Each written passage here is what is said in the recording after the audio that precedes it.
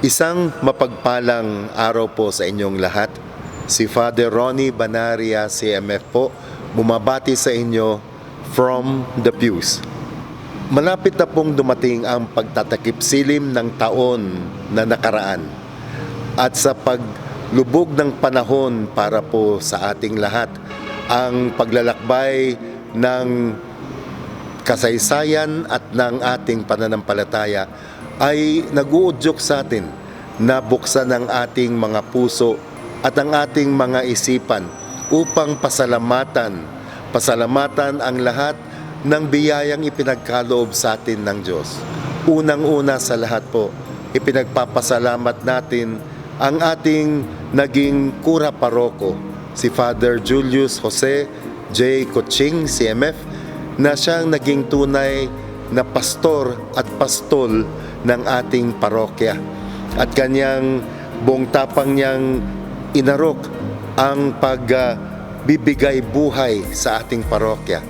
Ito naman ay sinundan natin ng pagbigay na pagpili ng mga leaders, servant leaders for our parish, na lahat sila ay nagsabing oo.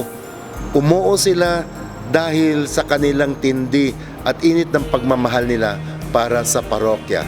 Mula po sa amin, kami po ay nagpapasalamat ng lubos. Thank you very much for your service sa ating Parish Pastoral Council, all the ministries and organizations. At dito po sa ating paglalakbay, mas ipinagpapasalamat po natin sa ating Panginoong Diyos, lahat po kayo, ang aming minamahal na mga parishioner, dahil po sa inyong generosidad, your generosity, and your kindness have helped truly our parish become vibrant and truly alive. Marami pong salamat sa lahat po ng mga biyayang natanggap po ng ating parokya, mula po sa mga kagamitan, mula po sa mga pagdiriwang, mula po sa mga tao. Lahat po ng ito ay ating binabalik tanawin upang itingala natin ang ating sarili sa Panginoong Diyos upang pasalamatan siya. At ngayon po ay hindi lang pagtatakip silim, dahil ito po ay isang bugso ng pagsikat ng araw po sa atin. Isa pong pagbubukang liwayway sa dumarating na panahon. Dito po ay pagtibayin po natin ang ating parokya, ang ating simbahan, upang maging isang simbahang sinodal. Hindi man tayo pare-pareho sa ating isipan o sa ating damdamin o sa ating mga tunguhin o kagustuhan, pero pwede tayong magkaisa dahil tayo ay nagbubukas ng ating sarili at ating ipinapaalam sa isa't isa at ating sinusubukan na unawain ang isa't isa. Understanding from the heart, an understanding that supersedes the very mind but touches the heart. This is what synodality means.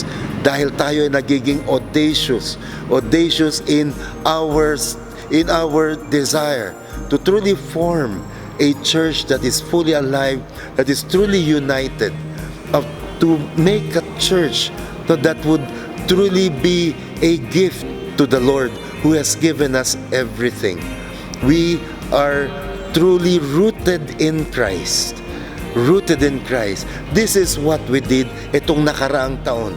Na iugat natin ang ating sarili at ang ating buhay sa ating Panginoon. Nagawa po natin yon dahil po sa biyaya ng Diyos at sa pagmamahal at paggagabay ng ating mahal na Inang Maria. Her Immaculate Heart has truly been the very source of strength for all of us. That is why we have become audacious in mission. My dear friends, my dear brothers and sisters, mga anak, together with Father J, myself, and the Claretian missionaries, let us go forward. Let us move hand in hand. Let us embrace each other. Let us accept the limitations of each other. May kakulangan tayo sa isa't isa, pero ang pagsasama natin at pag-intindi natin, ang pagmamahalan natin sa isa't isa, that makes us perfect. because our God is perfect. And 2024 is a perfect year where we can truly become one church, one faith, with one heart, beating with one soul for God and for people. Muli sa inyo pong lahat, a blessed, profitable, and healthy New Year.